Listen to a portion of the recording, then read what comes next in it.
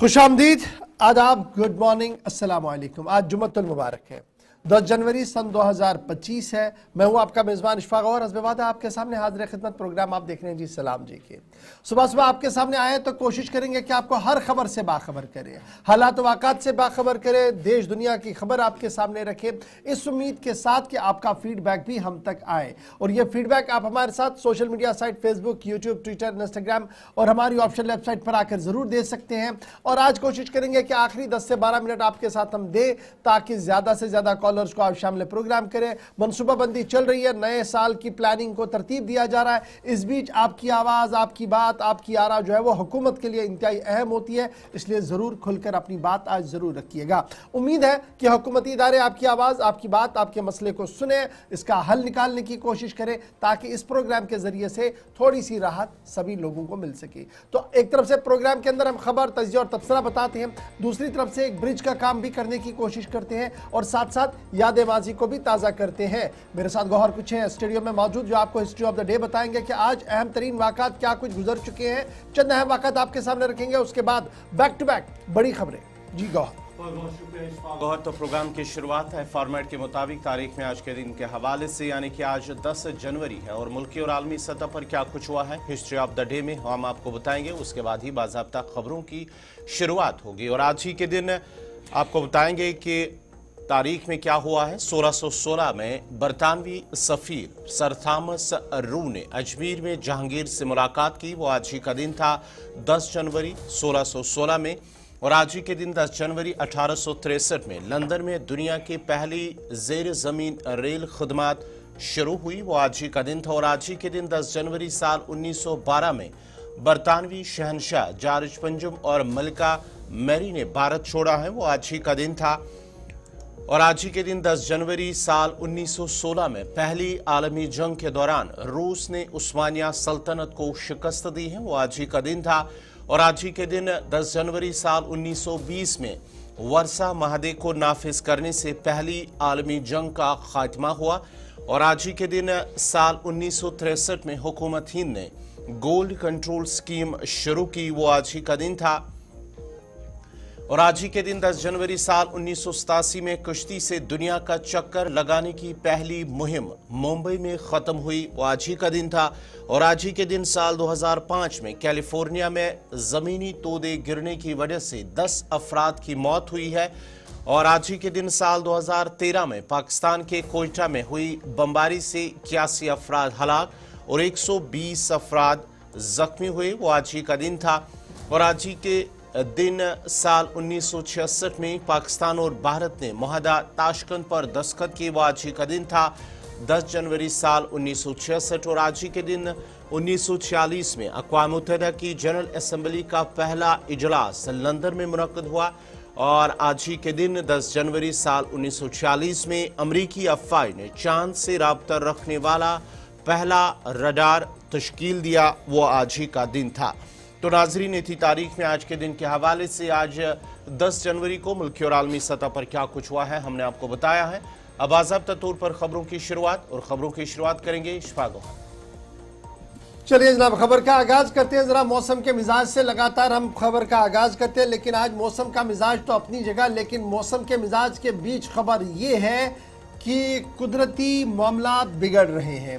यानी जो हमारे ग्लेशियर्स हैं वो तेज़ी के साथ पिघल रहे हैं और पिघलते ग्लेशियर्स के बीच सूरत हाल आज हमारी ये है कि अलार्मिंग सिचुएशन पैदा हुई है कि ग्लेशियर्स मेल्टिंग का सिलसिला, पिघलने का सिलसिला तेज़ी के साथ चल रहा है। एक तरफ से ये खबर आ रही है और दूसरी तरफ से जो बेस लाइन हमारी है दरियाए जहलिम एक बार फिर रिकॉर्ड सतह पर सबसे कम पानी में इस वक्त है। यानी सबसे कम पानी की रवानी जो है वो दरियाए जहलिम के अंदर रिकॉर्ड की गई है। ऑल टाइम लो वाटर लेवल जो है वो आज के दिन में दरियाए जहलिम के आसपास जो है वो देखने को मिल रही है। और जो इतलात और माहिरीन की खबर हमारे पास है वो ये है कि जम्मू कश्मीर के अंदर तेजी के साथ ग्लेशियर्स पिघल रहे हैं और तकरीबन 30% ग्लेशियर जो है वो खत्म हो गए हैं। 70% एक सदी के दौरान, यानी एक सदी के दौरान 70% के आसपास ग्लेशियर जो है वो पिघल चुके हैं और एरिया का ट्रेंड इसी तरीके से तेजी के साथ रहा। खुश्क साली का मौसम रहा, बर्फबारी और बारिशें मुमकिन वक्त पर नहीं हुई तो सूरत हाल आने वाले चंद सालों के अंदर अंदर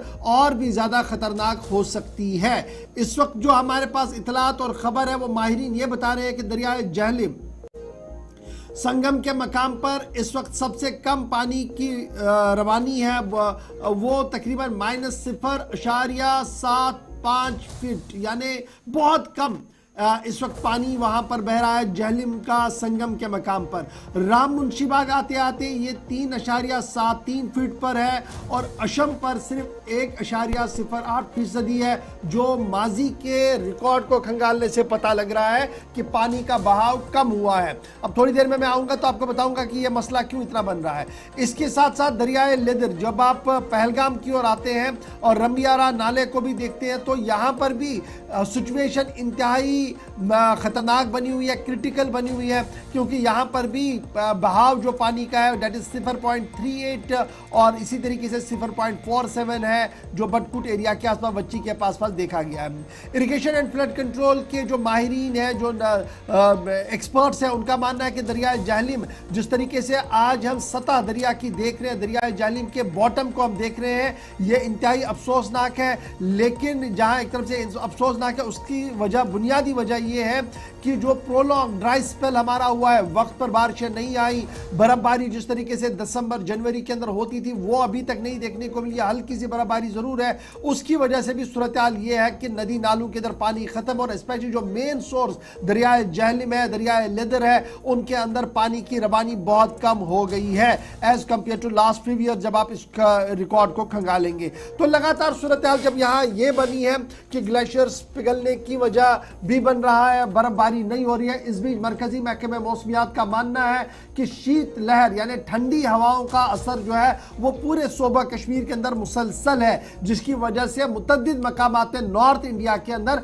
धुंध और कोहरा भी है। लेकिन जम्मू कश्मीर आते आते फिलहाल न तो कहीं पर बर्फ है और ना ही बारिशों का कोई इम्कान है, लेकिन कड़ाके की ठंड आपको दिन में भी और रात में भी जरूर दिखेगी, जिसकी वजह से सूरत हाल यह है कि नदी नालों का पानी बिल्कुल ना के बराबर हो रहा है और आने वाली गर्मियों में इससे मजीद मुश्किलात हो सकती है। ये दस्तक है जो नेचर की तरफ से इस वक्त हमारे सामने है। बात ग्लेशियर्स की थी, जरा आगे बढ़ते हैं एक और खबर की और आपको बात बताते हैं। तो बात कुदरती वसाइल की बात थी, लेकिन जब मौसम के मिजाज की बात है तो आपको यह भी बताते चले कि नई दिल्ली में जो लोग इस वक्त हैं और नई दिल्ली से जो लोग सफर करना चाहते हैं उनके लिए काफी मुश्किलों भरा आज की सुबह है, क्योंकि आज सुबह नई दिल्ली के आसपास कड़ाके की धुंध है और धुंध की वजह से परवाजों के आने जाने में भी ताखीर हो रही है और यही वजह है कि श्रीनगर आने वाली परवाजें और जम्मू आने वाली सुबह की परवाजें भी ताखीर के साथ चल रही है। दिल्ली के अंदर दिल्ली और एनसीआर के आसपास और एयरपोर्ट के आसपास विजिबिलिटी 0 के आसपास है, यानी बहुत कड़ाके की धुंध है। बहुत ज्यादा धुंध की वजह से इस वक्त सूरत हाल ये है कि 0 विजिबिलिटी के बीच न तो ट्रेनें वक्त पर आ रही है, न गाड़ियां टाइम पर चल रही है और फिजाई सफर जो हमारा यानी एयर सर्विसेज जो है वो भी बुरी तरह से मुतासिर हो रही है।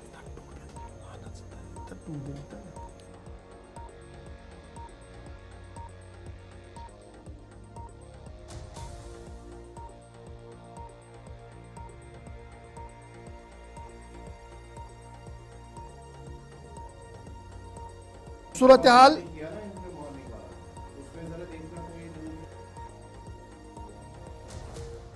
जिसकी वजह से सूरत इंदिरा गांधी इंटरनेशनल एयरपोर्ट के आसपास आज सुबह 4:30 बजे से सुबह 6:30 बजे तक विजिबिलिटी बिल्कुल 0 के आसपास थी और अब यह उम्मीद लगाई जा रही है कि थोड़ी देर में विजिबिलिटी बेहतर होगी वहां पर, जिसके बाद परवाजों के आने जाने का सिलसिला भी शुरू ठीक तरीके से होगा। तो कुल मिलाकर जम्मू कश्मीर की सूरत हाल जो है वो ये है कि यकबस्ता हवाएं हैं, ठंड बहुत ज़्यादा है, कड़ाके की ठंड के बीच कुछ भी जो है बर्फबारी का कोई भी आसार अभी नुमाया नहीं है। इस बीच जब आप पंजाब से लेकर दिल्ली तक आते हैं तो कोहरा और धुंध काफ़ी ज़्यादा है, जिसकी वजह से नई दिल्ली के इंटरनेशनल एयरपोर्ट पर, यानी जिसे आप इंदिरा गांधी इंटरनेशनल एयरपोर्ट कहते हैं, वहाँ पर परवाज़ों के आने जाने में भी काफ़ी ज़्यादा ताख़ीर हो रही है। और ये धुंध की वो तस्वीरें हैं जो सुबह सुबह नई दिल्ली से हम तक आई है, जिसमें यह साफ दिख रहा है कि सूरत हाल किस तरीके की दिल्ली और पंजाब के आसपास भी बनी हुई है। अगर टाइम उसमें लूट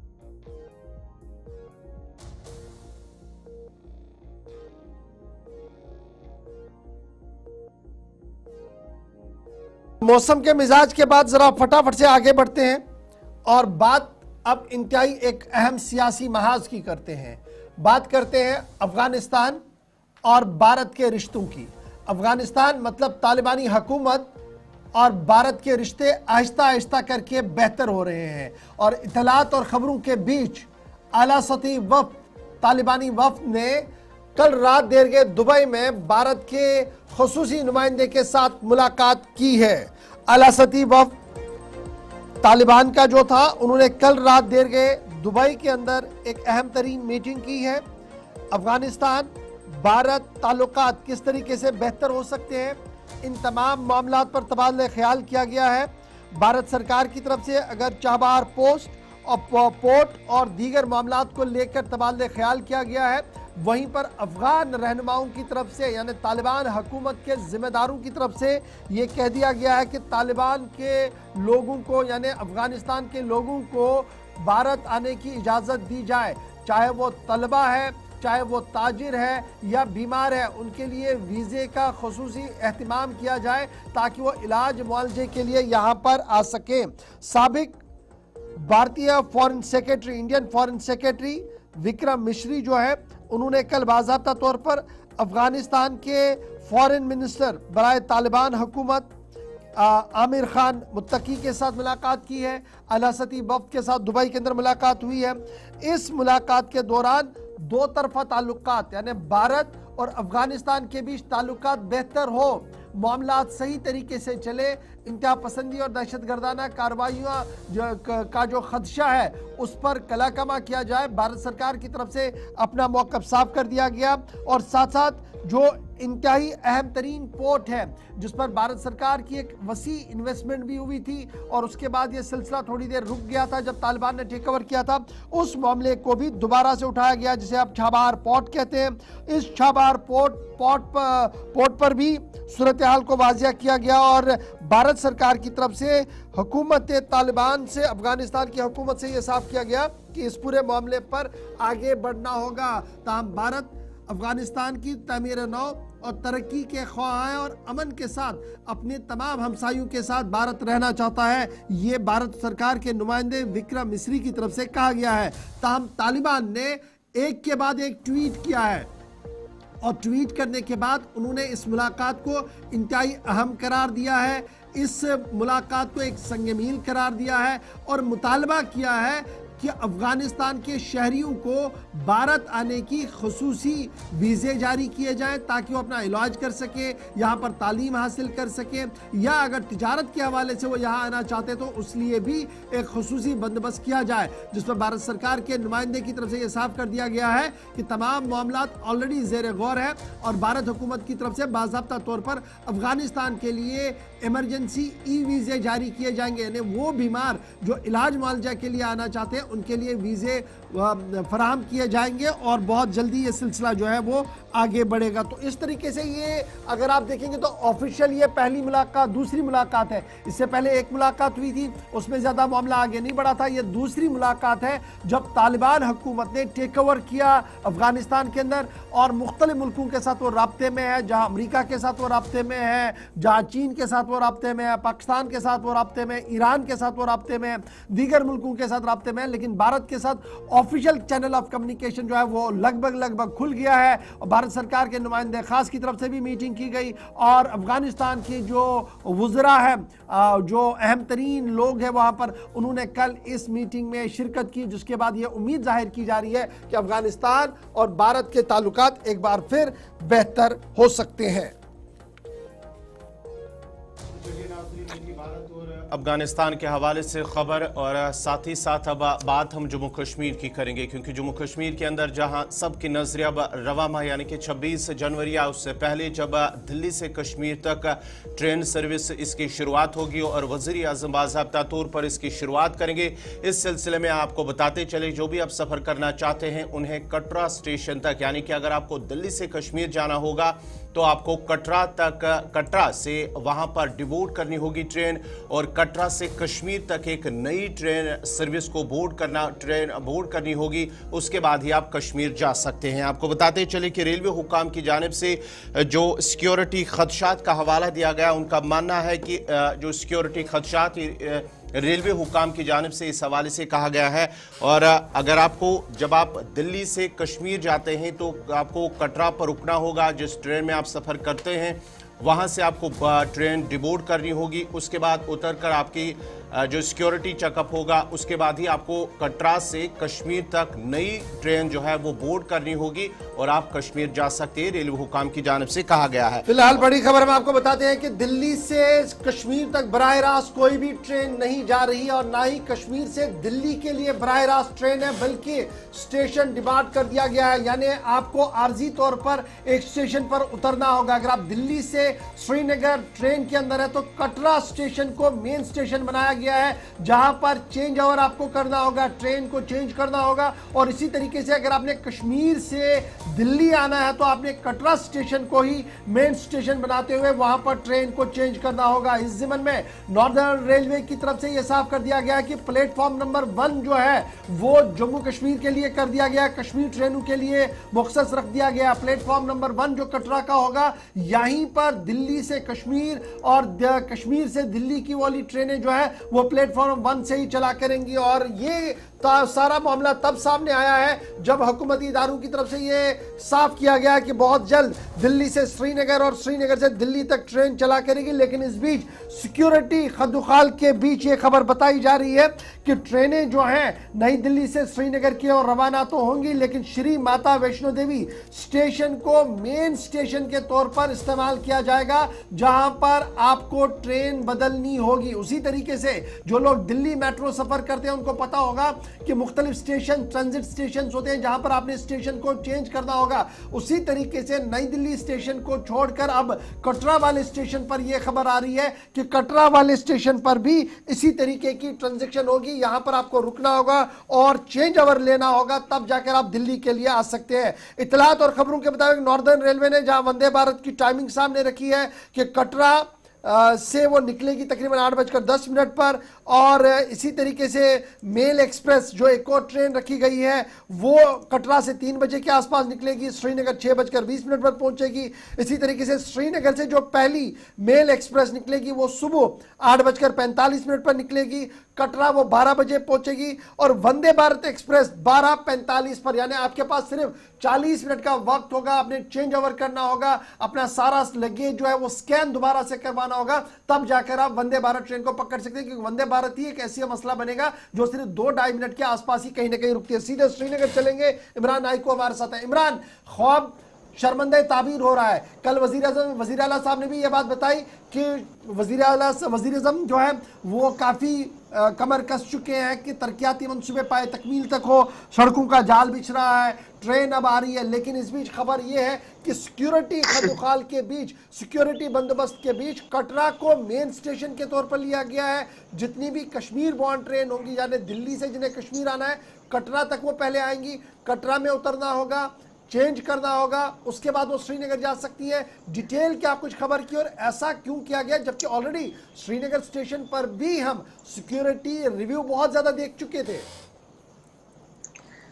देखिए, पहली बात यह है कि श्रीनगर से दिल्ली तक बराह रास्त ट्रेन का तमाम लोग इंतजार कर रहे हैं। यानी जम्मू कश्मीर की सारी आवाम जो है बेताब है कि इसकी जो है ऑफिशियल इनॉग्रेशन कब होगी, ऑफिशियली ये कब ओपन होगी। मुमकिन तौर पर या तो 13 जनवरी या 26 जनवरी के बीच में प्राइम मिनिस्टर नरेंद्र मोदी इसको ओपन कर रहे हैं। लेकिन जहां लोग इस ट्रेन के हवाले से बेताब हैं, इसके इंतजार में हैं कि कब जो बराह रास्त ट्रेन है श्रीनगर से दिल्ली, दिल्ली से श्रीनगर पहुंचेंगी, बारामूला पहुंचेंगी। लेकिन इस सिलसिले में जिस तरह से आपने भी बड़े डिटेल्ड में आगाज में ही कहा कि शायद बहुत सारे लोगों को ये मालूम नहीं होगा कि उन्हें बारामूला से डायरेक्ट दिल्ली ट्रेन नहीं मिलेगी या दिल्ली से डायरेक्टली वो कश्मीर वारिद नहीं हो सकेंगे। इसके लिए एक तो ये जिस तरह आपने भी कहा कि सरकारी स्तर पर ऑफिशियल्स ने कहा है कि कुछ सिक्योरिटी वजूहात है, लेकिन सिक्योरिटी वजूहात के साथ साथ हम ये भी समझते हैं, जिस तरह से हमने भी कुछ लोगों से बात की है कि हुकूमत इसको बिजनेस पॉइंट ऑफ व्यू से भी देख रही है। जिस तरह से माता विष्णु देवी कटरा जो है उसको एक बिजनेस हब के तौर पर देखती है ताकि उसकी अपलिफ्टमेंट हो बिजनेस पॉइंट ऑफ व्यू से। सो इकोनॉमिक डेवलपमेंट के तनाजुर में जब हम देखते तो सरकार ये समझती है कि ये एक जरिया है इस इलाके को, कटरा इलाके को, माता विष्णु देवी के इलाके को बिजनेस हब बनाना। सो एक तो सरकार ने कहा है कि इसमें सिक्योरिटी रीजन है, उसका वो सिक्योरिटी एजेंसीज ही बेहतर बता सकते हैं कि किस तरीके के क्या वजूहात है। दूसरा, जिस तरह से मैंने कहा कि इसको एक बिजनेस हब बनाना, लेकिन जाहिर सी बात है मैं समझता हूं कि जब कश्मीर से पहले आपको कटरा में उतरना है, कटरा से आपको दूसरी ट्रेन लेनी है और तब जाके आपको दिल्ली पहुंचना है, और ये टाइम कंज्यूमिंग भी है। जाहिर सी बात है एक ट्रेन से निकल के दूसरी ट्रेन का आपको इंतजार करना पड़ेगा, और कटरा से जम्मू तक के अगर सफर की बात करें तकरीबन 1 घंटे से 1.5 घंटे का सफर है। सो मुझे लगता है कि अगर ये गैप इसमें दूर नहीं की गई तो प्रेफर लोग ट्रेन से ज्यादा फिर नॉर्मली जो वो ट्रेडिशनली गाड़ियों में सफर करते हैं, बाय रोड सफर करते हैं। सो हुकूमत को इस चीज को देखने की जरूरत है।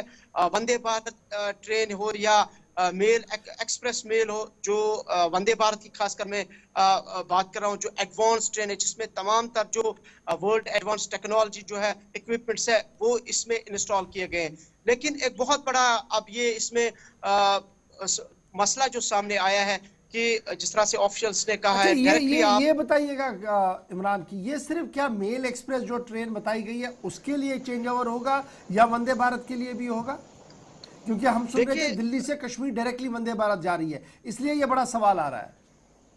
ये पूरे इस प्रोजेक्ट का है जो डायरेक्टली हुकूमत ने कहा है कि कश्मीर से दिल्ली की जो ट्रेनें हैं वो चलेंगी, लेकिन ये किसी ने नहीं कहा कि कश्मीर से पहले आपको कटरा में उतरना है, कटरा से आपको दूसरी ट्रेन का इंतजार करना है, और इसमें मेल एक्सप्रेस मेल भी है और वंदे भारत भी है। यानी कि डायरेक्टली हम जो दिल्ली का सफर नहीं कर सकते या दिल्ली से कश्मीर का सफर नहीं कर सकते, इसके लिए हमें कटरा में रुकने की जरूरत है। और जैसे मैंने कहा कि इसमें हम बिजनेस पॉइंट ऑफ व्यू से भी इसको देखते हैं। रिसेंटली हमारी एक छोटी सी एग्जांपल है श्रीनगर की, जिस तरह से यहाँ पे भी नॉर्थ कश्मीर से जो SRTC की बस डायरेक्ट लाल चौक आया करती थी और साउथ कश्मीर की बसेस भी लाल चौक आती थी, और गरीब लोगों को उससे बहुत ज्यादा फायदा मिलता था। लेकिन अचानक उनको जो है स्टॉप किया गया और अब वो बाईपास पे ही दोनों रोकी गई, और जिस तरह से अब वो मुसाफिर सफर करे जो साउथ कश्मीर से लाल चौक आना चाहते हैं, नॉर्थ कश्मीर से लाल चौक आना चाहते हैं। इसी तरह से समझे कि जिन लोगों को अब दिल्ली जाना होगा, जब उनको पहले कटरा में उतरना है, वहां उनके साजो सामान की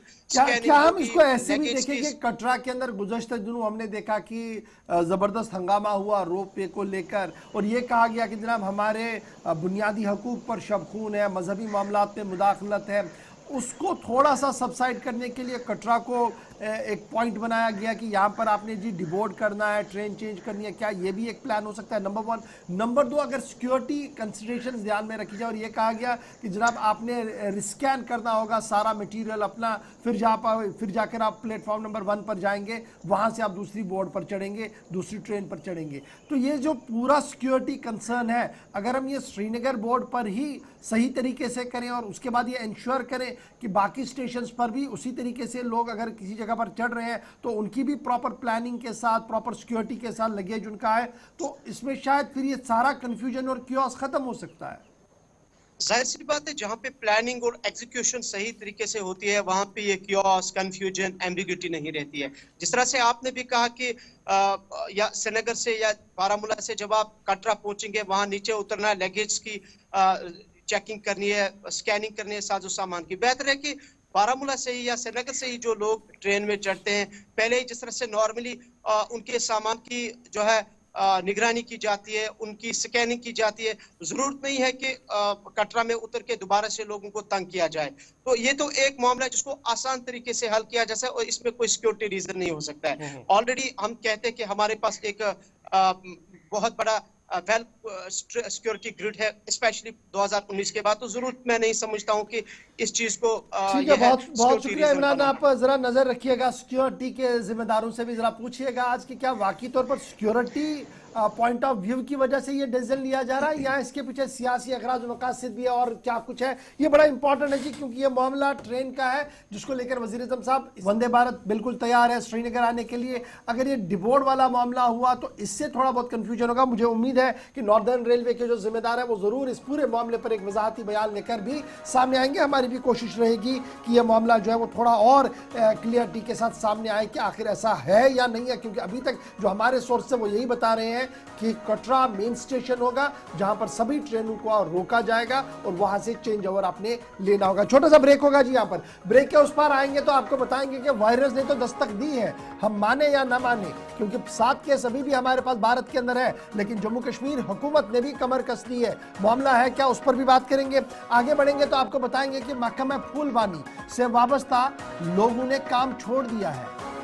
जी हाँ नाज़रीन, डिटेल के साथ बताएंगे कि आखिर मामला है क्या, क्यों फ्लोरिकल्चर डिपार्टमेंट से लोग बाहर आ रहे हैं और जम्मू कश्मीर के 2 नौजवान अब अमेरिका में आपको दिखेंगे, लेकिन अमेरिका जाकर वो करेंगे क्या और क्यों भारत को वहां पर वो रिप्रेजेंट करने जा रहे हैं। डिटेल के साथ ये तीनों खबरें छोटे से ब्रेक के बाद।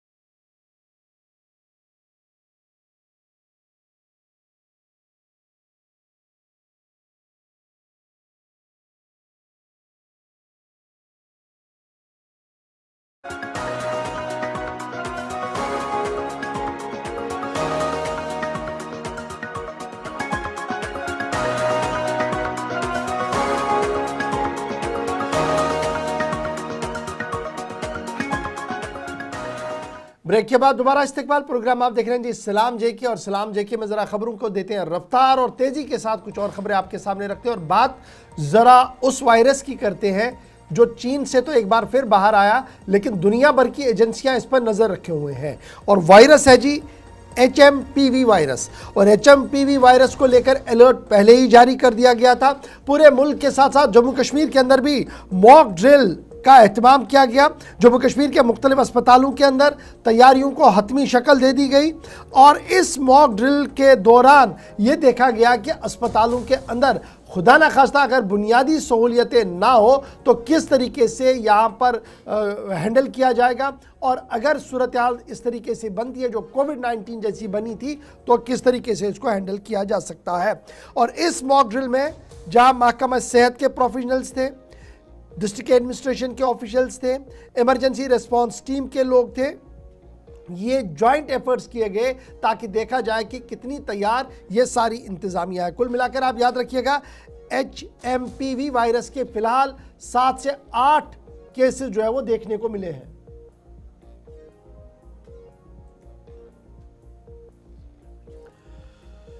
जम्मू कश्मीर हेल्थ डिपार्टमेंट की तरफ से बाज़ाब्ता तौर पर यूनियन मरकजी वजारत के साथ रब्ता किया गया है, वर्ल्ड हेल्थ ऑर्गेनाइजेशन के साथ रब्ते में है, national centre for disease control NCDC के साथ रब्ते में है, और जो भी अपडेट्स वहाँ पर आते हैं उनको यहाँ पर भी फॉलो किया जा रहा है। मरकजी वजारत सेहत ने भी आला सतही इजलास बुलाया था, जिसके बाद तमाम रियासतों को यह हुक्मनामा जारी किया गया था कि इस बीमारी से निपटने के लिए कमर कसी जाए और कहीं पर भी अवाम को कोई मुश्किल ना हो। इस बीच हमारी नुमाइंदा शिल्पा शर्मा ने कल जायजा लिया उन अस्पतालों का जहां पर ये तैयारियां की गई हैं। आइसोलेशन वार्ड्स बनाए गए हैं, तमाम मैन मशीनरी को तैयार रखा गया है। क्या कुछ ग्राउंड जीरो पर उन्होंने देखा और कितनी तैयार इंतजामिया है अगर ये वायरस जम्मू कश्मीर के अंदर दस्तक दे। अब ये जम्मू कश्मीर की बात इसलिए बड़ी इंपॉर्टेंट है क्योंकि याद रखिएगा 7 केसेस डिटेक्ट हो गए हैं पूरे मुल्क के अंदर।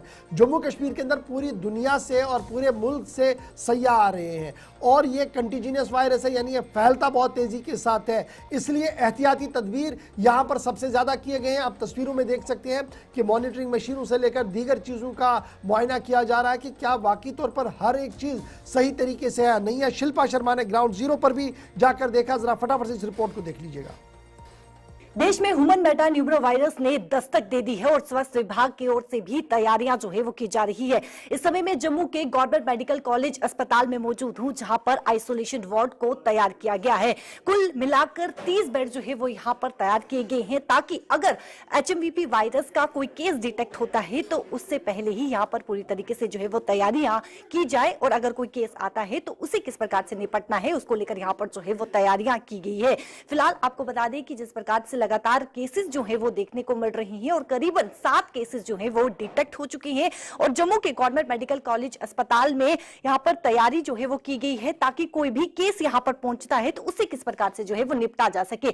ये आप देखिए यहाँ पर जो है वो ऑक्सीजन मशीन यहाँ पर जो है वो तैयार की गई है। साथ ही साथ बेड की अगर बात करें तो कुल मिलाकर 30 बेड यहाँ पर जो है वो तैयार की गई हैं। जो दवाइयां जो मेडिसिन इस्तेमाल होनी है वो मेडिसिन भी यहाँ पर रखी गई और स्टाफ यहाँ पर जो है वो पूरी तरीके से मुकम्मल यहाँ पर स्टाफ मौजूद है। इनसे बातचीत करते हैं। मैम, कोविड के दौरान जो है वो कई सारी कैजुअलिटीज भी देखने को मिली, कोविड के दौरान ऑक्सीजन की भी कमी हुई, इस समय कितनी तैयार है गवर्नमेंट मेडिकल? टाइम हम फुल तैयारी में पहले भी हमने कोविड में काम किया हुआ है, 3 साल कोविड में ही रहे हैं। हम नहीं डरते हैं कोविड से, हम खुले दिल से काम करते हैं। मन में कोई डर कोई डर नहीं, हमें दिन रात मेहनत करते हैं हम। और हमारी पूरी तैयारी है, इंस्ट्रूमेंट हमारे तैयार हैं, बाकी ऑक्सीजन सिलेंडर पूरे हैं, हर तैयारी है हमारी। कितनी तैयारियां इस समय जो है वो मुकम्मल हो चुकी हैं? अगर कोई केस डिटेक्ट होता है तो कितना गवर्नमेंट मेडिकल कॉलेज उनका स्टाफ जो है वो पूरी तरीके से प्रिपेयर है? फुल्ली प्रिपेयर, इसको आप फुल्ली प्रिपेयर कह सकते हो, क्योंकि जब कोविड आया था उस टाइम पे हमने बहुत कुछ सीखा है, बहुत कुछ खोया है, हमने सीखा भी बहुत कुछ है उस टाइम पे हमने। इसलिए हमारा स्टाफ भी और हमारी जो एडमिनिस्ट्रेशन है, हमारी प्रिंसिपल से लेके हमारी जितनी भी हमारे एडमिनिस्ट्रेशन है, फुल्ली प्रिपेयर हैं हर साइड से। और हमारा स्टाफ जो अस्पताल के अंदर जो माहिरीन हैं, तिबी माहिरीन, उनके साथ बात की है। उन्होंने कहा है कि वो पूरी तरह से तैयार हैं। चाहे कोविड-19 का दौर जब वो उस वक्त तैयार थे तो आज भी वो किसी भी सूरत हाल से निपटने के लिए तैयार हैं। तो नाजरीन, बढ़ते आगे, बात जरा महकमे फूलबानी की करते हैं। जम्मू कश्मीर के अंदर क्यों फूलबानी के साथ जो वाबस्ता काश्तकार जो इसके साथ जुड़े थे, पहले वो रजिस्टर्ड थे, अब वो इससे दूरी इख्तियार कर गए हैं। उन्हें कोई खास फ़ायदा नहीं मिला है, या कि जो स्कीमें शुरू की गई हैं उन स्कीमों से उन्हें कोई इस्तिफ़ादा या फ़ायदा हासिल नहीं हुआ है। बात हम जम्मू कश्मीर के अंदर डिपार्टमेंट ऑफ फ्लोरिकल्चर की करते हैं, जहाँ पर तकरीबन जो 10,000 अभी जो रजिस्टर्ड डिपार्टमेंट के साथ हैं, 10,700 89 जो ग्रोवर्स हैं वो इसके साथ जुड़े हुए हैं। और आपको बताते चले कि इस वक्त जो फ्लोरिकल्चर के साथ सरगर्म काश्तकार जो है वो तकरीबन 11.03% ग्रोवर्स है फ्लोरिकल्चर महकमे के साथ। आपको बताते चले जो फ्लोरिकल्चर महकमे के साथ जम्मू कश्मीर के अंदर जो टोटल एरिया है तकरीबन 266.67 हेक्टर ज़मीन जो है वो इसके तहत है फ्लोरिकल्चर के तहत। और आपको बताते चलिए अगर हम साल 2023-24 की अगर हम बात करेंगे तो तकरीबन 19.42 करोड़ रुपए की जो इनकम है जनरेट हुई है साल 2023-24 के दौरान। और उसके साथ साथ ही तकरीबन 267 बागात है, गार्डन्स है, पार्कस हैं और लानस हैं, जहां पर तकरीबन 13,186 कनाल जो लैंड है वो इसके लिए रखी गई है, यानी कि महकमे फ्लोरिकल्चर के तहत आती है वो ज़मीन जम्मू कश्मीर के अंदर। और उसके साथ साथ ही लेकिन यहाँ पर जो सवाल हैं कि आखिर जो रजिस्टर्ड फ्लोरिकल्चर के साथ जो काश्तकार थे, जो कारोबार करते थे, उसके साथ उन्होंने इससे छोड़ा क्यों, वो गैरफाल क्यों हुए हैं, उन्होंने ये काम क्यों छोड़ा है, ये कहीं ना कहीं महकमे फ्लोरिकल्चर पर सवालिया निशान है। बड़ी खबर हम आपको बता रहे हैं महकमे फूलबानी के हवाले से, जहां पर इत्तलात और ख़बर ये है कि एक अच्छी खासी तादाद में वो ग्रोवर जो फूलबानी के साथ जुड़े हुए थे उन्होंने अपने कारोबार को छोड़ दिया है। बुनियादी 2-3 वजूहात हमारे सामने, अगरचे महकमा की कारकर्दगी अपनी जगह है, जिनमें 2-3 बड़ी चीज़ें उनके पास हैं, जिनमें ट्यूलिप गार्डन है, हेरिटेज साइट्स है, हेरिटेज मुगल गार्डन्स है और दीगर चीज़ें जहाँ पर उनकी नुमाया कारकर्दगी दिखती है। लेकिन उसके बावजूद भी जो लोग हज़ारों की तादाद में इस सन्नत के साथ जुड़े हुए थे वो इसको खैराबाद कह रहे हैं, क्योंकि उनका मानना है कि सही तरीके से न तो काम किया जा रहा है और ना ही सही तरीके से इसके मुस्तकबिल को संवारने की कोई कोशिश की जा रही है। और यही वजह है कि कमर्शियल फ्लोरिकल्चर ग्रोवर्स जो registered with department of floriculture थे उन्होंने अपने बिजनेसेस को चेंज कर दिया है। और ये बड़ा सवाल है सस्टेनेबिलिटी ऑफ डिपार्टमेंट की, क्या ये डिपार्टमेंट चलना चाहिए, नहीं चलना चाहिए, क्या इसकी कारकर्दगी बेहतर है, नहीं है। क्योंकि आज के दिन में शहर श्रीनगर की तमाम छोटी बड़ी पार्कें जो फ्लोरिकल्चर के जिम्मे थी किस वैरान सूरत हाल में है, किसी से वो ढकी छुपी बात नहीं है। लेकिन उसके बावजूद भी जो इतलात और ख़बर है कि 267.67 हेक्टेयर वाली ज़मीन पर जहां सिर्फ फूलबानी की जा रही थी, इसके साथ जुड़े हज़ारों लोगों ने अपना कारोबार छोड़ दिया है। तकरीबन 19.42 करोड़ रुपया जो साल 2023-24 में जनरेट हुआ था जी इस इंडस्ट्री से। और अगर ये इस तरीके से दम तोड़ेगी और लोग इसे बदजुन होकर बाहर आएंगे तो बड़ा सवाल हमारी पॉलिसी, प्लानिंग और इम्प्लीमेंटेशन पर भी इसका पड़ेगा। अब चलते हैं जी आगे, बात ज़रा एक हुनरमंद की भी करते हैं, उन नौजवानों की करते हैं जिनकी कला को देखने के लिए दुनिया की आंखें तरसती है। शायद आपकी और मेरी नजरों से वो ओझल थे, लेकिन एक बार फिर वो सुर्खियों में आए हैं।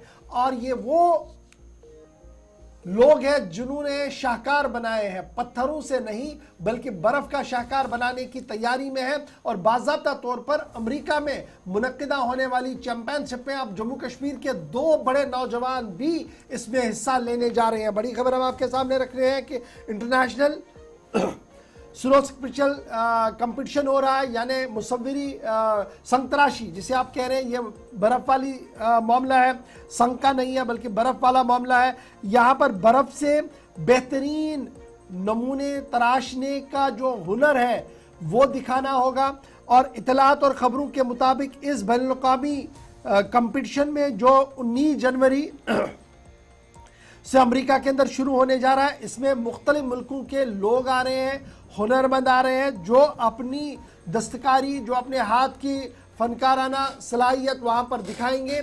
लेकिन इतलात और ख़बर ये है कि 2 नौजवान जिनका ताल्लुक नॉर्थ और साउथ से है, एक लड़का नॉर्थ से, एक लड़का साउथ से है, जो यहाँ पर अमेरिका में जाएंगे 19 जनवरी सन 2025 को भारत की नुमाइंदगी ये करने जा रहे हैं। ज़हूरुद्दीन जिनका ताल्लुक सिंगपोरा से है, नॉर्थ कश्मीर से ये है, और सुहेल अहमद खान जो नीवा पुलवामा के हैं, ये 2 सिलेक्ट किए गए हैं जी इंटरनेशनल स्नो के लिए यहाँ पर 19 जनवरी सन 2025 को अमेरिका के अंदर। और ये माना जा रहा है कि ये बैनुल-अक़वामी सतह पर एक इंतहाई अहम तरीन कंपटीशन होता है जिसमें दुनिया भर के लोग आते हैं जो अच्छे कलाकार हैं, जिनके हाथों में फ़न है, वो यहाँ पर आते हैं और वो अपने इस प्लेटफॉर्म का इस्तेमाल करते हुए न सिर्फ अपना बल्कि मुल्क और रियासत का नाम भी ऊंचा करते हैं। और अब की बार जो बारी मिली है, अब की बार जो वक्त मिला है, वो दो नौजवानों को, ज़हूरुद्दीन सिंहपोरा पठान और सुहेल अहमद खान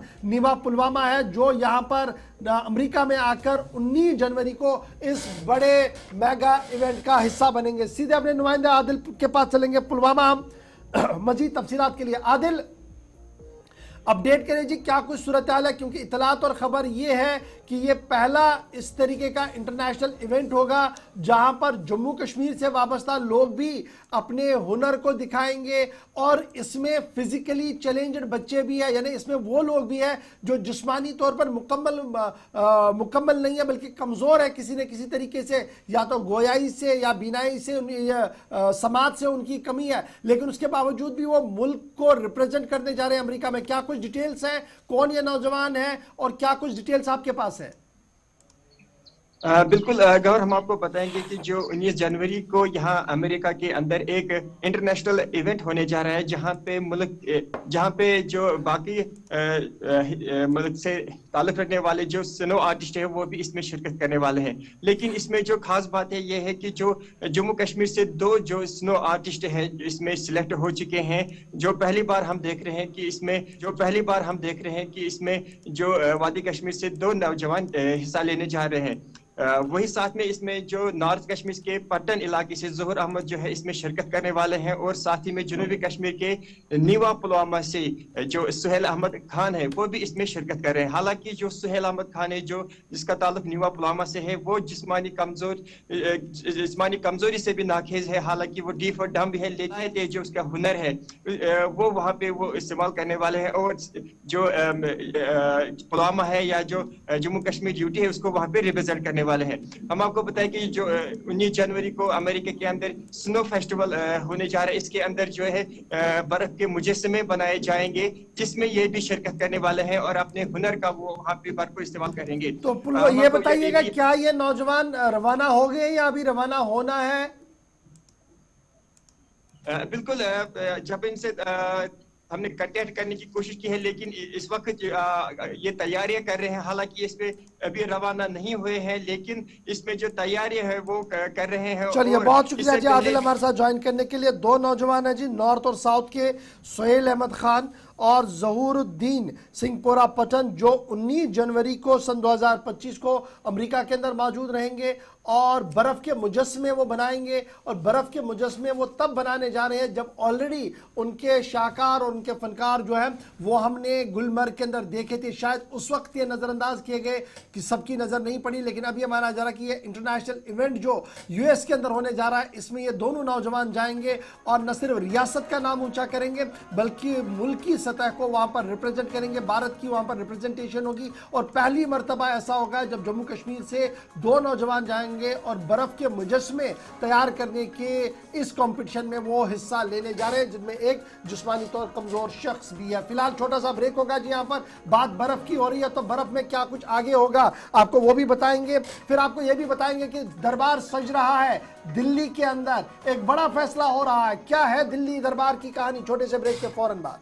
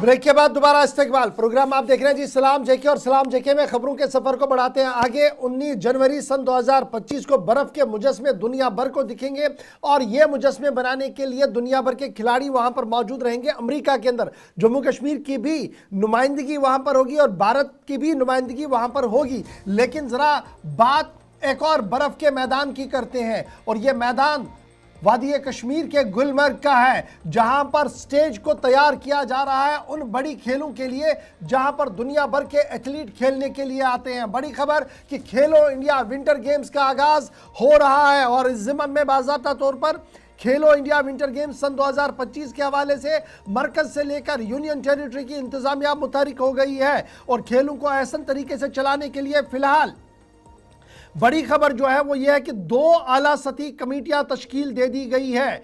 2 बड़ी कमेटियां तश्कील दे दी गई है।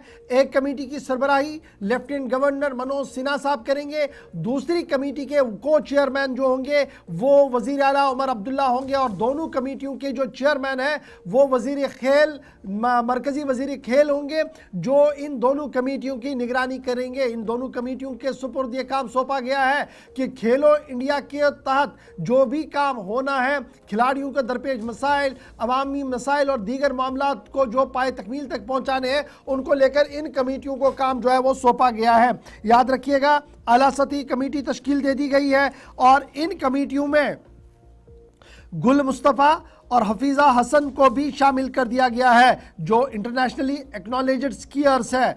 टूरिज्म, स्पोर्ट्स, हेल्थ डिपार्टमेंट और दीगर मुल्का महकमों को भी इन कमेटियों में जगह दे दी गई है। को चेयरमैन के तौर पर और कोऑर्डिनेटर्स के तौर पर जहां union ministry for youth services, youth affairs and sports काम करेगा, वहीं पर लेफ्टिनेंट गवर्नर और वजीर आला उमर अब्दुल्ला जो है वो को चेयरमैन के तौर पर 2 अहम तरीन कमेटियों की बागडोर संभालेंगे। Director general sports authority of India, secretary youth service and sports, sports department और दीगर इंडियन ओलंपिक और दीगर जो अंजुमनें हैं वो इन कमेटियों के रुकन जो है वो नामजद किए गए हैं और इस तरीके से स्टेज को सेट कर दिया गया है खेलो इंडिया विंटर गेम्स 2025 के हवाले से, जहां पर 2 आला सतही कमेटियां तश्कील दे दी गई है। मरकजी वजीर खेल चेयरमैन और 2 कोर चेयरमैन की नामजदगी का ऐलान रात देर गए कर दिया गया है जिनमें लेफ्टिनेंट गवर्नर और वजीर आला उमर अब्दुल्ला भी नामजद है।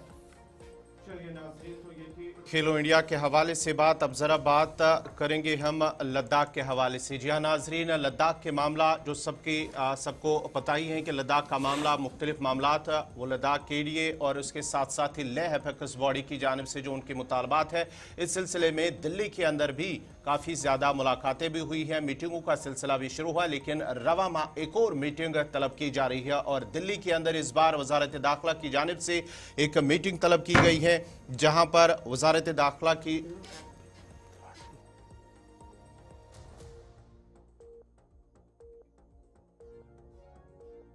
लद्दाख के मामले पर दिल्ली में एक अहम इजलास जिसमें वजारत दाखिला की जानिब से LAB और KDA यानी कि लेह एपेक्स बॉडी और कारगिल डेमोक्रेटिक अलायंस के जो नुमाइंदे हैं उन्हें दावत दी गई है और 15 जनवरी को दिल्ली के अंदर एक आला सतही इजलास होगा, मीटिंग होगी जहां पर वज़ीर ममलिकत बराए दाखिला नित्यानंद राय की सदारत में एक अहम इजलास मुनक्कद होगा। और आपको बताते चले कि इस मीटिंग में जो KDA और LAB के जो अहदेदार हैं वो इस मीटिंग में शिरकत करेंगे, क्योंकि इससे पहले जो 3 दिसंबर को मीटिंग हुई थी दिल्ली के अंदर काफ़ी खुशगवार माहौल में वो मीटिंग हुई है और जब उस मीटिंग में शिरकत करने वाले KDA और LAB के नुमाइंदे उन्होंने इस हवाले से कहा है कि जो फ्रूटफुल मीटिंग साबित हुई है और माना उन्होंने उस वक्त यकीन दहानी उम्मीद जाहिर की है कि आने वाले वक्त में जो उनके मुतालबात है उन पर भी गौर किया जाएगा। आपको बता रहे हैं कि मरकजी वजारत दाखिला ने एक बार फिर लद्दाख मामले पर पेशरफ्त की है और लद्दाख मामले पर अब LAB और KDA की सब कमेटी का इजलास मुनक्किद होने जा रहा है। 15 जनवरी को यह इजलास नई दिल्ली के अंदर होगा। नित्यानंद राय वजीर ममलिकत जो हैं वो इस इजलास की सदारत करेंगे और यह इजलास सुबह 11:30 बजे नॉर्थ ब्लॉक के अंदर मुनक्किद होगा। याद रखिएगा इस इजलास के अंदर जहां थुपसन चौंग, चुरंग दोरजे, नवांग रिगजिन जोरा, कमर अली आखून, असगर करबलाई और सजाद करगिली जो सब कमेटी के अरकान हैं उन्हें बुलाया गया है। इसके अलावा जो लद्दाख पार्लियामेंट के जो मेंबर हैं, पार्लियामेंट मेंबर हनीफा जान, चेयरपर्सन जो सीसीज हैं लेह और कारगिल के, उन्हें भी इस हाई कमेटी का मेंबर जो है वो बनाया गया। याद रखिएगा इससे कबल 3 दिसंबर को भी मीटिंग हुई थी, ताहम कोई ज्यादा पेशरफ्त नहीं देखने को मिली थी। मोहम्मद इसाक इस वक्त हमारे साथ ज्वाइन कर चुके हैं। इसाक, बड़ी खबर यह है कि स्टेज सेट कर दिया गया है और यह स्टेज सेट कर दिया गया है 15 जनवरी के हवाले से और 11:30 बजे का वक्त का ऐलान कर दिया गया है। डिटेल्स बताइएगा, क्या एजेंडा सेट किया गया है सब कमेटी को कि क्या इजलास होगा, कहां पर ये होगा, ये क्या किन किन बातों पर ये मीटिंग होगी? जी गौहर, आपको बता दें ये जो बैठक होने वाली है 15 जनवरी को, ये काफी क्रूशियल मीटिंग है, क्योंकि इससे पहले जब एमएचए के साथ लद्दाख के लीडर्स ने मुलाकात किया था उस वक्त जो 4 पॉइंट एजेंडा है, 4 पॉइंट मुद्दा है, उसके अलावा जो है कुछ पॉइंट्स जिसमें लद्दाख की ऑफिशियल लैंग्वेज और लद्दाख में विमेन रिजर्वेशन की बात आई थी। लेकिन कहीं न कहीं जो एचपीसी के मेंबर्स हैं उनको ये क्लैरिटी कहीं न कहीं नहीं था कि जो मुद्दे हैं उनके ऊपर किस तरह की जो है यकीन दहानी गवर्नमेंट ने दिया है। लेकिन इस बार वो तवक्को रख रहे हैं, क्योंकि बहुत ही कम ही, क्योंकि इससे पहले सभी सोशल पॉलिटिकल ऑर्गेनाइजेशन के रिप्रेजेंटेटिव शिरकत की, लेकिन इस बार बहुत ही जो मिनिमम जो लोग हैं 3 जो अरकान हैं वही शिरकत करेंगे, तो कुछ पॉइंट्स के ऊपर वाजे होके आ सकता है। पहले वाले मीटिंग में सबसे बड़ा जो प्रायोरिटी बेसिस पे मुद्दा एपेक्स केडी यानी एचपीसी जो लद्दाख के मेंबर्स हैं उन्होंने उठाया था, उसमें लद्दाख के लिए गेजेटेड पोस्ट इसके रिक्रूटमेंट की बात की थी। लेकिन उस वक्त गवर्नमेंट की तरफ से ये कहा गया था कि 95% लद्दाख के लिए सीट जो है रिजर्व किया जाएगा और उसमें कहीं न कहीं क्लैरिटी इस बार देखने को मिलेगा। अगर 95% लद्दाख के लिए लद्दाख के रिक्रूटमेंट गेजेटेड पोस्ट के रिक्रूटमेंट के लिए रिजर्व करते हैं तो किस बेसिस पे करते हैं, और साथ ही साथ जो लद्दाख के अंदर गेजेटेड पोस्ट को लेके लद्दाख का रेजिडेंस जो है वो डिफाइन नहीं है, वो किस बेसिस पे डिफाइन किया जाएगा, क्या पीआरसी के बेसिस पे, क्या एलआरसी के बेसिस पे, या डोमिसाइल लॉ के बेसिस पे, तो ये क्लैरिटी होना जरूरी है। इसके बाद जो बाकी जो 3 पॉइंट्स हैं लद्दाख के कॉन्टेक्स्ट में जो डिमांड कर रहे हैं, लद्दाख को स्टेटहुड, 6 शेड्यूल और 2 पार्लियामेंट्री सीट्स की, उनके ऊपर वजाहतन बात जो है इस बार के मीटिंग में हो सकता है। लेकिन इन 4 पॉइंट्स के अलावा विमेन रिजर्वेशन के बाद जो सबसे बड़ा लद्दाख के अंदर इस वक्त टॉक ऑफ द टाउन बना है वो है लद्दाख के अंदर ऑफिशियल लैंग्वेजेस को लेके। ऑफिशियल लैंग्वेजेस की जब बात आई तो गवर्नमेंट ने यानी यूटी एडमिनिस्ट्रेशन ने प्रपोज किया कि लद्दाख के लिए उर्दू और बोटी को ऑफिशियल लैंग्वेज जो है वो बनाया जाए। लेकिन इसके ऊपर कहीं न कहीं लद्दाख के अंदर ही कंसर्न जो है वो देखा जा रहा है। लेह में बोटी लैंग्वेज को ऑफिशियल बनाने की मांग किया जा रहा है, लेकिन लेह के अंदर कुछ स्कॉलर्स हैं वो इसके ऊपर कंसर्न दिखाते हुए जो है बोटी नहीं लद्दाखी लैंग्वेज जो है लद्दाख का ऑफिशियल लैंग्वेज बनाया जाए। दूसरी जानिब जो करगिल के अंदर मुख्तलिफ बोली बोले जाने वाले कम्युनिटीज हैं जिसमें बुर्गी, बल्टी, शिना है, ये भी मांग कर रहे हैं कि जिस तरह से जेएनके स्टेट में मुख्तलिफ जो 5-6 लैंग्वेज को ऑफिशियल लैंग्वेज का दर्जा दिया गया था, तो लद्दाख के अंदर जो जितने भी लैंग्वेज है उनको ऑफिशियल लैंग्वेज का दर्जा दिया जाए।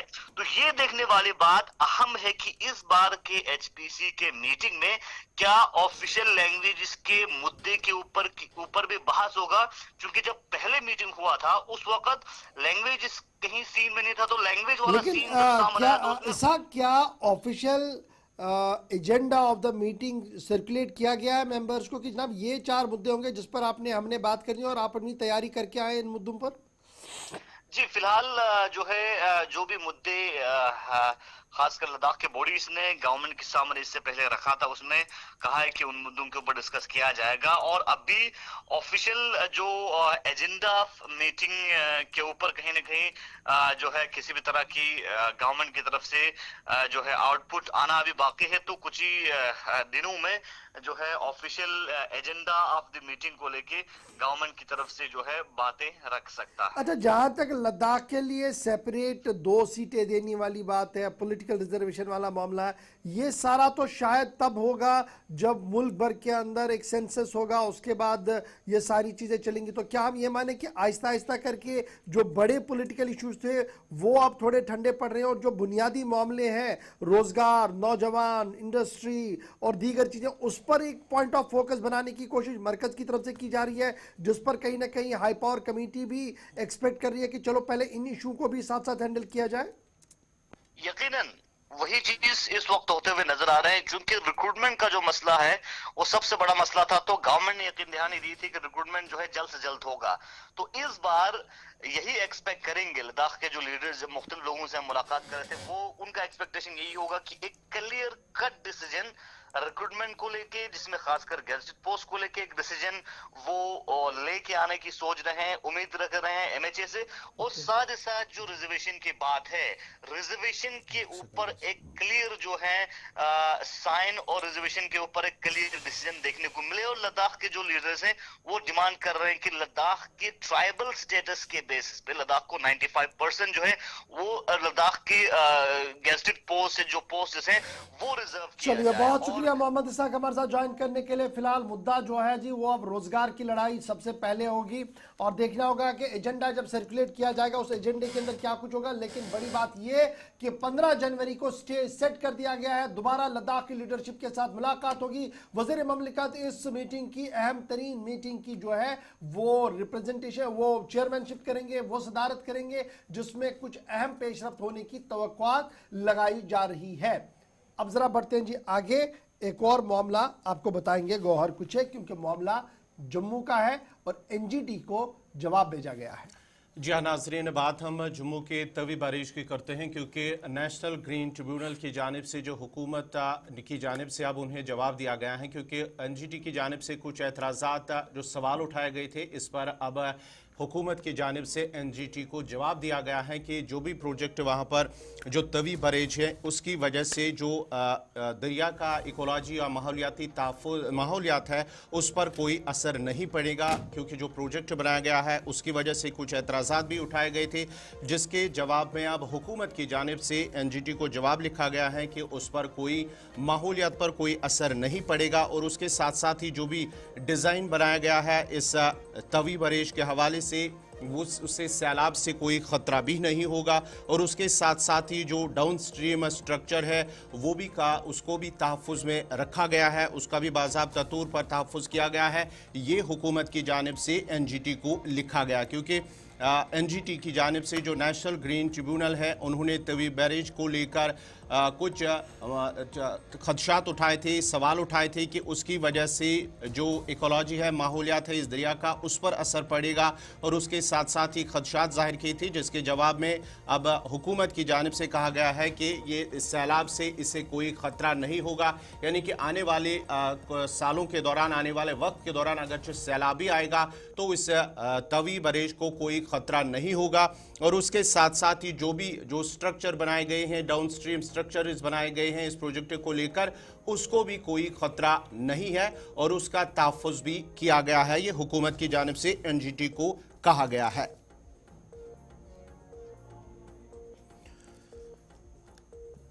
आपको बताते चले कि जो रिपोर्ट सबमिट की गई है इस पैनल को लेकर, जिसमें chief engineer irrigation and flood control, उसने इसमें हवाले से मेंशन किया है कि जो तवी बरेज के हवाले से 1.3 मिलियन क्यूबिक मीटर की कैपेसिटी वाला जो ये प्रोजेक्ट बनाया गया है, इस सिलसिले में बाज़ाब्ता तौर पर सवाल उठाए गए और एनजीटी को ये रिपोर्ट भी पेश कर दी गई है। तफसीलात के लिए हम सीधा शिल्पा के पास चलते हैं। शिल्पा, ज़रा अपडेट कीजिएगा, क्या कुछ तफसीलात है इस पर जो एनजीटी को जवाब लिखा गया है? जी बिल्कुल, देखिए केंद्र शासित प्रदेश जम्मू कश्मीर सरकार ने तवी बैरेज को जो है वो नदी की जो इकोलॉजी है वो साफ तौर पर ये सूचित किया है नेशनल ग्रीन ट्रिब्यूनल को कि जो तवी बैरेज है उसकी नदी को इकोलॉजी पर जो है वो कोई भी इफेक्ट नहीं पड़ेगा, कोई भी प्रभाव नहीं पड़ेगा, क्योंकि बैरेज को इस प्रकार से डिजाइन किया गया है कि जो 500 साल जो वापसी अवधि की तवीरता है उसे इस प्रकार से जो है वो डिजाइन किया गया है। 2014 में जो बाढ़ आई थी उससे भी अधिक ये डिजाइन किया गया है। देखिए रिपोर्ट में ये साफ तौर पर कहा गया है कि नदी में कम पानी के बहाव के दौरान भी पानी की सुरक्षित मार्ग के लिए जो है वो अंडर सुलाइस गेट जो है वो खुले रहेंगे, यानी कि वहां से पानी को जो है वो फटका जाएगा। उसके बाद रिपोर्ट में आगे ये कहा गया है कि किसी भी समय बैरेज के नीचे और पानी नहीं रुकेगा, इसलिए नदी को यानी कि नदी की जो इकोलॉजी है उस पर प्रभाव नहीं पड़ेगा। उसके बाद बाढ़ के मौसम में पानी का कोई भी जमाव नहीं होगा, क्योंकि सभी गेट जो है वो पूरी तरह से खुले रहेंगे और ताकि बाढ़ का जो पानी है वो बिना किसी रुकावट के आगे बढ़ सके। अब देखिए एक और चिंता बढ़ गई कि यहाँ पर दोनों तरफ से जो नदी के किनारे है वहां पर जो है वो पानी निचोड़ना यानी कि शुरू हो रहा है। इस प्रकार की जो है वो चिंता बढ़ गई कि वहां पर जो है वो पानी निचोड़ा जा रहा है। तो इसको लेकर ये कहा गया है कि जो विक्रम चौक पुल के जो जलमार्ग है उसकी मौजूदा जो चौड़ाई है वो 300 मीटर रहेगी, क्योंकि जो 2014 की बाढ़ के दौरान यानी कि जो डिजाइन किया गया था वो सुरक्षित रूप से पार कर सकती है और इस प्रकार से डिजाइन बनाया गया है कि जो 500 साल वापसी अवधि की जो तवीता है उस प्रकार से इसको जो है बैरेज को डिजाइन किया गया है। उसके बाद देखिए एक और चिंता जो है वो बढ़ गई। इसके पहले मैं आपको बता दूं कि मनवाल तवी में जो है वो एक मनवाल तवी ब्रिज पर एक सिस्टम जो है अर्ली वार्निंग सिस्टम को इंस्टॉल किया गया है।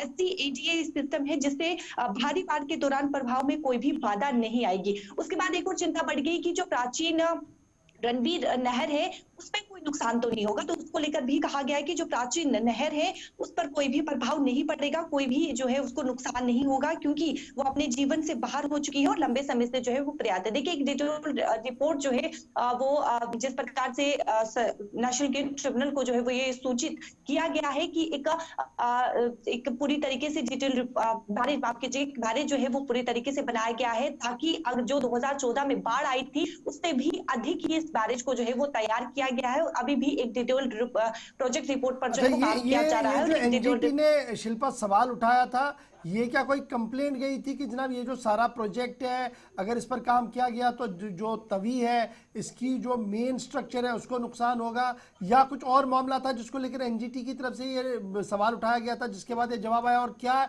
एनजीटी मुतमईन है गवर्नमेंट के इस रिप्लाई से जो दिया गया है? देखिए जिस प्रकार से कहीं ना कहीं जो सोर्सेज बता रहे हैं कि ये पता लगा कि यहाँ पर जो है वो जिस प्रकार से प्रोजेक्ट पे जो है वो काम की जा रही है तो कहीं ना कहीं नदी में नुकसान ना हो, किसी भी नदी को जो है वो नुकसान ना पहुंचे, तो इसको लेकर कहीं ना कहीं आप देखिए कंप्लेंट या फिर पहुंची होगी या फिर एक सूचित जो है वो किया गया होगा, जिसको लेकर अभी भी एक डिटेल रिपोर्ट जो है वो तैयार की जा रही है और ये डिटेल रिपोर्ट जो है वो नेशनल ग्रीन ट्रिब्यूनल को दी जाएगी। तो ये साफ तौर पर ये जवाब जो है वो जम्मू कश्मीर सरकार के द्वारा जो है वो दिया गया है कि यहाँ पर किसी प्रकार की कोई भी नुकसान नहीं होगा, क्योंकि जो डिजाइन है वो 2014 में जो बाढ़ आई थी उससे भी अधिक बैरेज का जो डिजाइन है उसे तैयार किया गया है। चलिए बहुत शुक्रिया शिल्पा हमारे साथ ज्वाइन करने के लिए।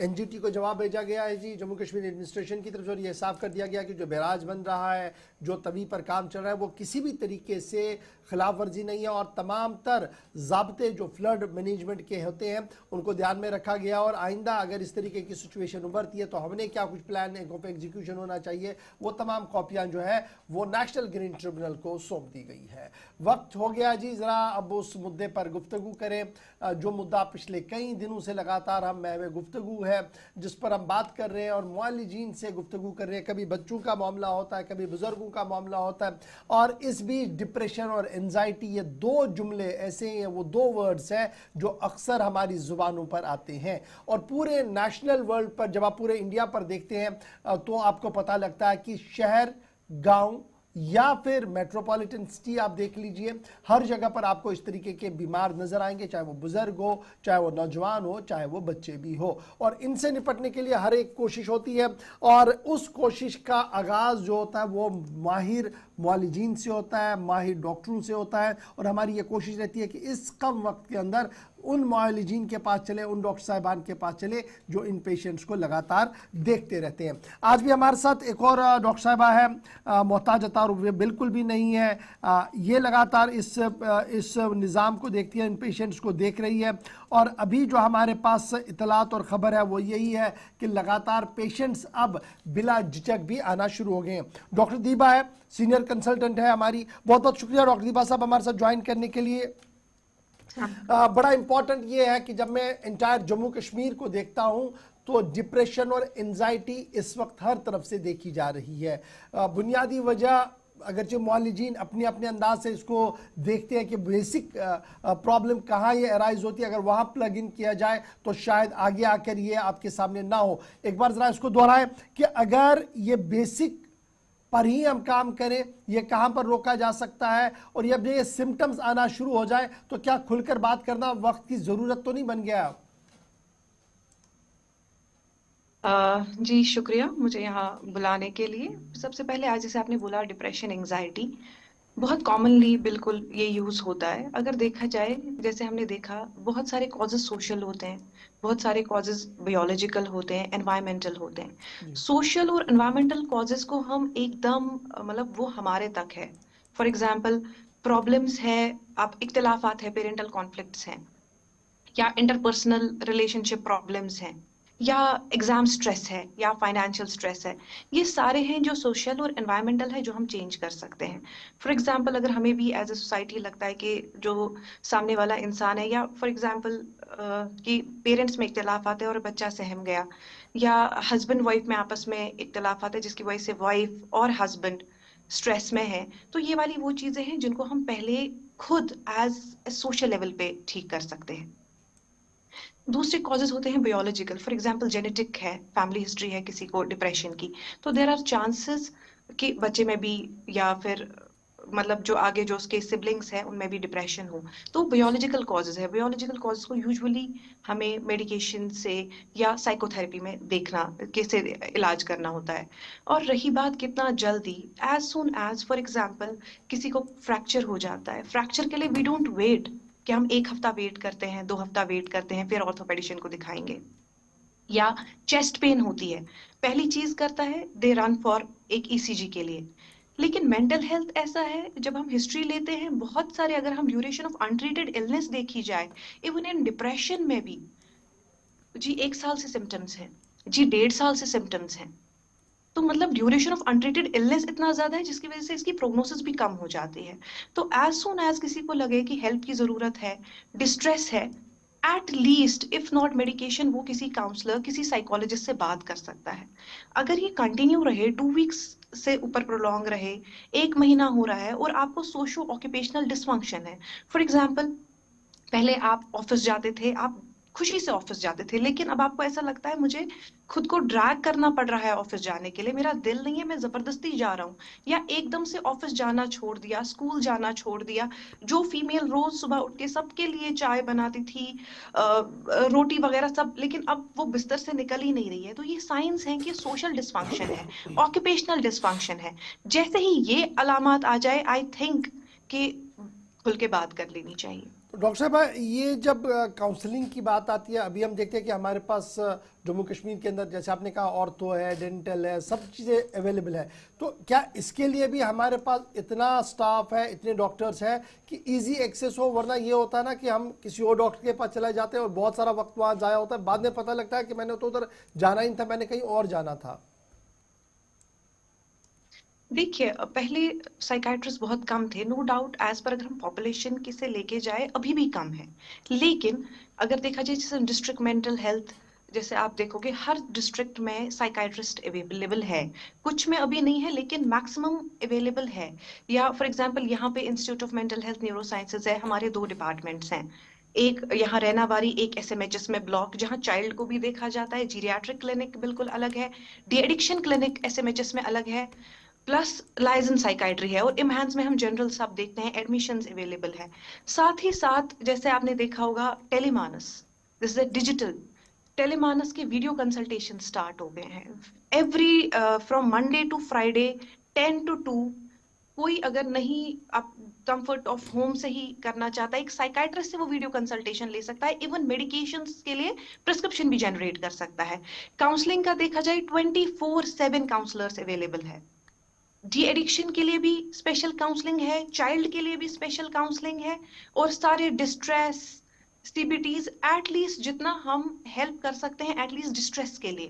फॉर एग्जांपल कभी अभी कोई प्रॉब्लम हो गई, एट टाइम्स उसी वक्त इंसान इतना इम्पल्सिव हो जाता है कि वो सेल्फ हार्म करने लगता है उस वक्त, क्योंकि suicide is one of the preventable causes of death. अगर उस वक्त कोई शख्स उससे बात करे इंसान का दिल बदल जाता है, इंसान का जहन बदल जाता है। तो ये टेलीमानस जो 14416 जस्ट फोन में सेव करके रखना है। डॉक्टर साहब साइकाट्रिक कंसल्टेशन भी डॉक्टर साहब आपको कंफर्ट ऑफ रूम में अवेलेबल है एंड काउंसलिंग सर्विसेज भी। एक चीज जानना चाहेंगे, क्या मंशियात जिस तरह से जम्मू कश्मीर के अंदर इसके भी केसेस में इजाफा हो रहा है, जो अब ये डिप्रेशन का जो मामला है, क्या इसमें भी तेजी से इजाफा हो रहा है? और अगर इजाफा हो रहा है तो सबसे मेन जो रीजन है इसका क्या कुछ है? क्योंकि आपके पास तो ऐसे केसेस तो रोज आते होंगे इस हवाले से, और खासकर जो बच्चों में अब जो रुझान बढ़ता जा रहा है, बच्चों की केसेस में भी इजाफा ऐसा देखा जा रहा है। हर एक एज ग्रुप में अलग अलग प्रॉब्लम्स हैं। फॉर एग्जांपल अगर हम स्टार्ट करें छोटे बच्चों से, बच्चों में भी जेनेटिक हो सकता है और बच्चों में भी फॉर एग्जांपल पेरेंटल कॉन्फ्लिक्ट्स है, पेरेंट्स की आपस में ही नहीं बन रही, या एग्जाम स्ट्रेस है, पेरेंट भी कहते हैं आपको कॉम्पिटिटिव बनना है जी, फर्स्ट आना है, सेकंड आना है, बच्चा खुद एक रेस में लग जाता है और उस रेस में बायोलॉजिकल प्रॉब्लम्स भी हो जाती हैं। अगर हम देखा जाए, या बच्चों में खुद अंडरलाइंग साइकाइट्रिक एलिमेंट्स होते हैं जिसकी वजह से आगे मनशियात का शिकार होते हैं। अगर देखा जाए ADHD, attention deficit hyperkinetic disorder, एक ऐसा डिसऑर्डर है जिसमें 60% चांसेस है कि अगर उसको टाइमली ट्रीट ना किया जाए बच्चा आगे मनशियात में जा सकता है। तो ये तकलीफ मनशियात की नहीं होती है, अनट्रीटेड चाइल्डहुड इलनेसेस की होती है। कंडक्ट डिसऑर्डर आगे जाके एंटी सोशल बच्चा बनता है जो क्रिमिनल, बाकी अगर अब हम देखा जाए फिर उससे ऊपर अगर एज ग्रुप देखा जाए तो एम्पावरमेंट या फाइनेंशियल डिफिकल्टीज, जॉब्स नहीं है तो उसके बहुत लोग आते हैं, सोशल कॉजेज हैं। या अगर फीमेल्स देखा जाए just after marriage adjustment issues या आपस में नहीं बनती, तो ये एक स्पेक्ट्रम आ जाता है। इसमें कोई स्पेसिफिक कॉज नहीं है कि नहीं हम ये वाला कॉज लेंगे, लेकिन कुछ बेसिक कॉजेज है, जैसे जब लड़कों को करने के लिए कुछ नहीं है, वो कुछ ऐसा अपने दोस्तों से सीखते हैं कि उनको लगता है हाँ चलो यही, या एट टाइम्स मंशियात लेते ही है स्ट्रेस को दूर करने के लिए as self medication. As soon as वो मेडिकेट लेते हैं, दे आर नॉट, वो इन सराउंडिंग्स के साथ टच नहीं होते, तो दे बिकम वेरी इजी, उनके लिए लगता है कि हाँ एज अ सेल्फ मेडिकेशन वो मंशियात लेते हैं। तो सब्सटेंस यूज डिसऑर्डर इटसेल्फ नहीं है कि ये हमें स्टिग्मा लगाना चाहिए, हमें इसके पहले वजूहात देखने हैं, क्या रीजन रहा कि ये इसमें गया। अब ऐसे ही अगर हम और एल्डरली में देखा जाए, एल्डरली में ऑटोनॉमी की प्रॉब्लम आ जाती है। फॉर एग्जाम्पल पहले हेड ऑफ द फैमिली सारा कुछ करता था, फिर जैसे ही वो रोल चेंज होने लगता है उनको इंफीरियोरिटी कॉम्प्लेक्स आता है। इवन एल्डरली में वो बहुत बड़ा फैक्टर देखा जाता है। या फिर अभी पेरेंट है, फिर जो बच्चे हैं वो अपने अपने लाइक सेपरेट हो जाते हैं, तो वो भी हम एल्डरली में देखते हैं, वो लोनलीनेस, वो ऑटोनॉमी के लिए। तो हर एक एज ग्रुप में अगर देखा जाए, हर एक जेंडर स्पेसिफिक अलग अलग स्ट्रेसर्स हैं। तो डॉक्टर साहब, अब इन स्ट्रेसों के बीच घर में अगर रेमेडी लेनी हो तो क्या है एहतियाती तदाबीर वो जो हम ले सकते हैं, और अपने आसपास जो हमारे लोग हैं उन पर भी नजर रखें और वो इस स्ट्रेस के आसपास भी ना घूमें, उन पर डिप्रेशन ना हो, उसकी ओर वो ना जाए। हम सब लोगों की मिली जिम्मेदारियां क्या है? सबसे पहले एज एन इंडिविजुअल अगर देखा जाए, फॉर एग्जाम्पल अगर मेरी वजह से किसी का मेंटल हेल्थ खराब हो रहा है, मतलब ये मैं वर्क प्लेस पे जा रही हूँ और पहले ही मेरा जूनियर सोचे ओ माय गॉड आज मैम आएंगी, तो this becomes a burden. It means individual level पे मैं भी एक टॉक्सिक हूँ। तो पहले इंडिविजुअल लेवल पे हमें देखना है कि हमसे कोई ऐसी हरकत, हमसे कोई ऐसी बात ना हो जाए कि किसी और के जहन पे असर पड़े एज एन इंडिविजुअल। फिर फॉर एग्जांपल मेरे इर्द गिर्द है और मैंने किसी को चुप देखा, मैंने किसी में बिहेवियरल चेंज देखे, मतलब पहले कोई हंसता खेलता था अब एकदम से चुप है, या कोई अचानक से ज्यादा बातें करने लग गए, कोई इंसान मेरे को बता रहा है कि ये रहा, ये मेरे बच्चों की जी स्कूलिंग ये है, मेरी ये पॉलिसी है जी, मतलब अपने बारे में कुछ सीक्रेट्स बताने लगे, तो कुछ सोचना कि कुछ प्लान तो नहीं कर रहा।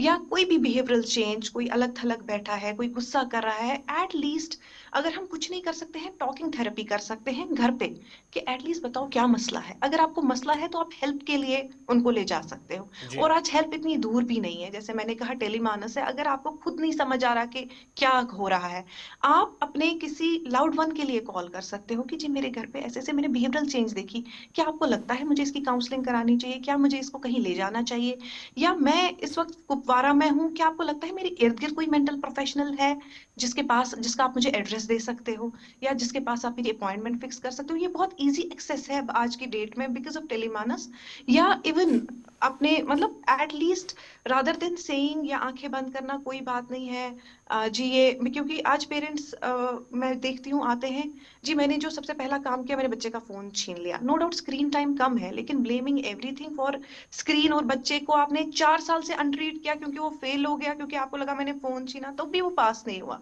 क्योंकि आपने अंडरलाइंग इलनेस ही नहीं देखी। तो वो इंपॉर्टेंट है कि एटलीस्ट एक प्रोफेशनल हेल्प लो कि ये रीजन है या नहीं है। और दूसरी बात, एज कम्युनिटी आई थिंक हमें वर्क प्लेस, हमें होम एक अच्छा प्लेस रखना चाहिए, एक एनवायरनमेंट अच्छा करना है। अगर आपको लगता है हस्बैंड वाइफ में इख्तिलाफात है, ये एक रूल होना चाहिए कि इस इख्तिलाफात को आपको अपने कमरे में हल करना है, ये बच्चों के सामने नहीं होना चाहिए। एज सून एज बच्चों के सामने आ जाता है एक सर्कल दोबारा बन जाता है, वही डर वही कॉन्फ्लिक्ट। तो मतलब या अगर आपस में साथ बहू की है, it should not be in front of everyone. ठीक है डॉक्टर साहब, एक आखिरी चीज है, हम अपने करने कश्मीर में देखते हैं कि फेथ हीलर्स का एक बहुत बड़ा रोल रहता है और अक्सर हमारे वालिदैन फिर बच्चों को लेकर घूमते रहते हैं। क्या आज के दिन में जब साइंस इतना एडवांस है, टेक्नोलॉजी हमारे सामने है, फेथ हीलर्स का आज के दिन में भी कोई रोल बचता है इस पूरे मामले में? अगर एज इसमें इंडिविजुअल ओपिनियंस है, लेकिन अगर आप मुझे पूछे फेथ हीलिंग अगर देखा जाए, अगर ये स्पिरिचुअल है, it becomes as a type of psychotherapy at times. कुछ डिसऑर्डर्स होते हैं, फॉर एग्जांपल कन्वर्जन डिसऑर्डर्स, जिनको हिस्टीरिया कहा जाता है ओवरऑल, एज वो बहुत सजेस्टेबल होते हैं। उनको पीर साहब कहता है मैं तुम्हें हॉक या व्हाटएवर, तो आप ठीक हो जाओगे, दे स्टार्ट इंप्रूविंग। बट अगर देखा जाए for proper mental illnesses, depression, आप सेल्फ हार्मिंग के लिए ले जाते हैं, दुआ जरूरी है, लेकिन उसके साथ आपको दवा नेग्लेक्ट नहीं करनी है। आप करिए, ये भी कीजिए, लेकिन दवा नेग्लेक्ट मत कीजिए। कुछ चीजें ठीक हो जाती हैं, सब चीजें ठीक नहीं होती। फॉर एग्जांपल बहुत जगह ये होता है टॉर्चर, हमारे पास पेशेंट्स आते हैं ब्रूजेस के साथ, नेल्स उठाए गए होते हैं, इन द एंड वो एक्चुअली मेनिया में होते हैं, वो साइकोसिस में होते हैं, वो प्रॉपर बेसिक जो मेजर साइकाइट्रिक इलनेसेस में होते हैं। तो अगर आपको वहां यकीन, मैं उस यकीन को शैटर नहीं करूंगी, लेकिन एक प्रोफेशनल ओपिनियन लेना, जब आपको साइकाइट्रिस्ट बोलेगा हाँ ठीक है आप ले जाइए इसको, हमारे साइड का कुछ नहीं है, तो एक बुनियाद बनती है। बट फेथ हीलिंग में भी फेथ हीलर्स को भी पता होनी चाहिए, हाँ अगर उनको लग रहा है ये बिल्कुल हटके है, इवन बहुत सारे रेफरल्स हमारे पास फेथ हीलर्स के थ्रू भी आते हैं कि उनको पीर साहब ने ही बोला होता है जी ये इसको डॉक्टर को जरूर दिखाइए, तो वहां भी इंसाइट आ गई। दवा और दुआ दोनों यहाँ पर है, और स्टेट का भी एक रोल है जिनकी तरफ से आप कह रहे हैं कि टेलीमांस का भी सिलसिला शुरू हुआ है। बहुत बहुत शुक्रिया डॉक्टर साहब हमारे साथ ज्वाइन करने के लिए। बुनियादी बातें होती है, 2-4 जो हम करते हैं इस प्रोग्राम में। बहुत बहुत शुक्रिया जी आपका। 10 बजने जी 9:55 का वक्त हुआ चाहता है, 1-2 फोन कॉल्स फटाफट से ले लेते हैं और उसके बाद चलते चलते आपके सामने हम रात कैसी गुजरी है जम्मू कश्मीर और लद्दाख के अंदर वो भी बताएंगे। लेकिन कुछ फोन कॉल्स को फटाफट से ले लेते हैं। अगर कोई कॉलर हमारे साथ तो ज्वाइन करवाइएगा। चारों नंबर आपके सामने हैं, अपना नाम, इलाके का नाम जरूर बताइएगा, टीवी की आवाज़ बंद कीजिएगा, तब जाकर आपकी और हमारी गुफ्तगू सही तरीके से हो सकती है। पहले कॉलर हमारे साथ है जी। हेलो हेलो जी। हेलो आदाब जनाब, सुरेश सर कर रहे हैं जनाब। जी सुरेश जी, कुछ ठीक से ठीक ऑल वेल सर। मसले यमन मुलाजिमन कर दिन यम तनखा कमान वन मुलाजिमन सारे मुलाजिमन वंकस ना तनखा ना लकड़ मुलाजिमन कहीं तनखा ना कह बिल्कुल चीज जीपी फंड कुछ बिल्कुल सुरेश जी आपकी बात बिल्कुल सही है। जीपी फंड वाला मामला तो बड़ा है, बहुत सारे मुलाजमीन की शिकायतें हैं इस पूरे मामले में, लेकिन तनख्वाहों का सिलसिला हमारी ट्रेजरीज में शायद ड्राई है इस वक्त। यही वजह है कि तनख्वाह न पुलिस डिपार्टमेंट के बहुत सारे लोगों को मिला, न सिविल डिपार्टमेंट के लोगों को मिला है। आपकी बात और शिकायत जरूर हुकूमती इदारे सुन रहे होंगे, उन तक जरूर पहुंचेगी। एक और कॉलर हमारे साथ है जी। हेलो अस्सलाम वालेकुम। जी वालेकुम सलाम। बस गुलजार अहमद श्रीनगर पे जी गुलजार साहब कथा तो यम बूझो गौर सान जी जी वन ओतान एसपी ट्रैफिक नेरान सड़कन पे चेकिंग वेकिंग गसान, चलो ठीक मगर यमन वन दो सड़क कत श्रीनगर टुडुक मूमूद सड़क कत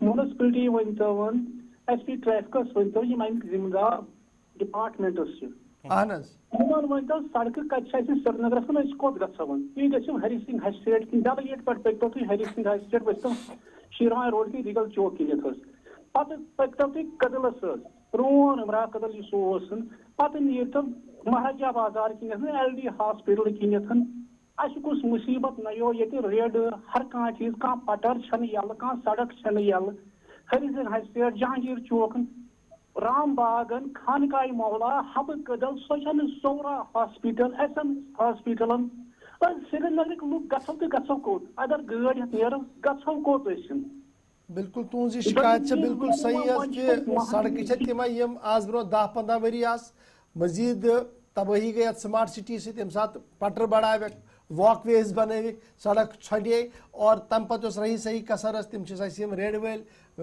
स्ट्रीट वेंडर्स तम तरान और हुकूमती इदार मुकम्मल खामोश या वोट बैंक पॉलिटिक्स नत बे दलील अत पूरे मामलस अंदर तह सान नाजरीन तह पता पत्किन क्या कुन उम्मीद है कि ट्रैफिक जिम्मेदार पुलिस जिम्मेदार कर मुश्तरक तौर पर कार्रवाई और ये सूरत हाल कर बेहतर। लास्ट कॉल दे दीजिएगा जी जल्दी से। हेलो हेलो जी नाम बताइए। अस्सलामुअलैकुम।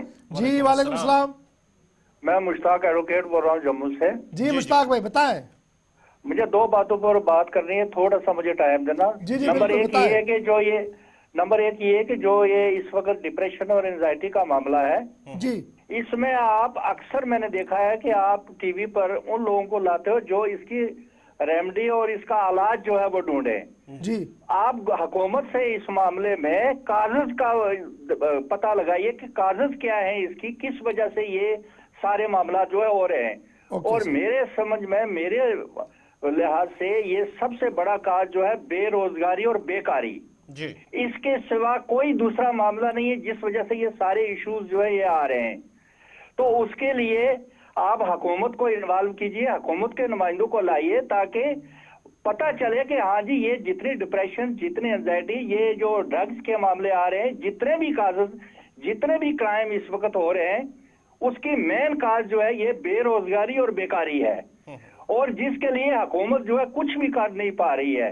मेरी एक राय है कि एक ऐसा कीजिए, एक ऐसा कानून बनना चाहिए कि कम से कम जो पेरेंट्स ऑलरेडी गवर्नमेंट जॉब में हैं, अगर वॉलेंटरी तौर पर वो अपना जॉब छोड़ के बच्चों को, अगर वो बच्चे जो है सारे पैरामीटर, सारी क्वालिफिकेशन पूरी करते हैं तो उनको अपॉइंट करवाएं। जो पेंशनर्स हैं, इस वक्त कोई ऐसा पेंशनर नहीं है जो 50,000 से कम पेंशन लेता हो। अगर पेंशनर्स भी रेडी हैं अपने पेंशन छोड़ के अपने बच्चों को गवर्नमेंट जॉब में लाने के लिए, एक तो वो एडजस्ट हो जाएंगे, बेकारी बेरोजगारी दूर हो जाएगी और ये सारे मामला जो ये खत्म हो जाएंगे। तो उसके अलावा इंडस्ट्रीज के जो है, इंडस्ट्रीज में लाइए या लोन या दूसरी जो चीजें हैं उसके लिए लाइए।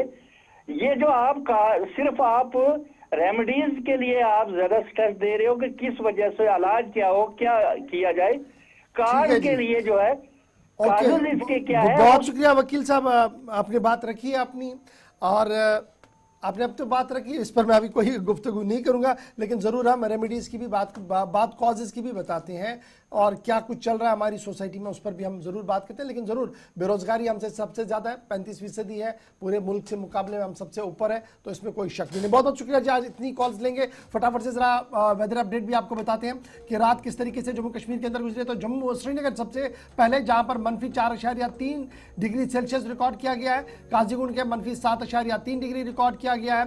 इसके साथ साथ आगे बढ़ेंगे, पहलगाम में -10.0 डिग्री रिकॉर्ड किया गया, कुपवारा -5.6 डिग्री और गुलमर्ग के अंदर -8.1 डिग्री सेल्सियस रिकॉर्ड किया गया है।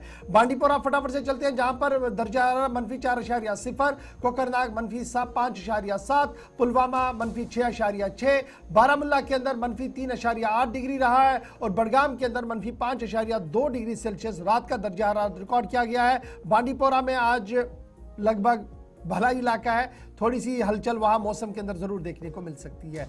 चलिए जनाब, जम्मू में रात का दर्जा हरारत 4.9 डिग्री, थोड़ा सा बेहतर है जी। आज दिन में धूप होगी, उम्मीद सो करे क्योंकि सुबह धुंध बड़ी कम थी। बानिहाल 4.9 डिग्री, भद्रवाह में 0 डिग्री रिकॉर्ड किया गया, कटरा के अंदर 6.1 और किश्तवाड़ के अंदर 3.9 और फिर कटरा और किश्तवाड़ में आज धूप दिखेगी, उम्मीद सो है। सांबा 2.7 डिग्री सेल्सियस रिकॉर्ड किया गया रात का।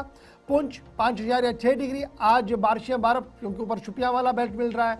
और फिर लद्दाख आएंगे तो करगिल का दर्जा हरारत रात का -15.6 -15.6 डिग्री सेल्सियस।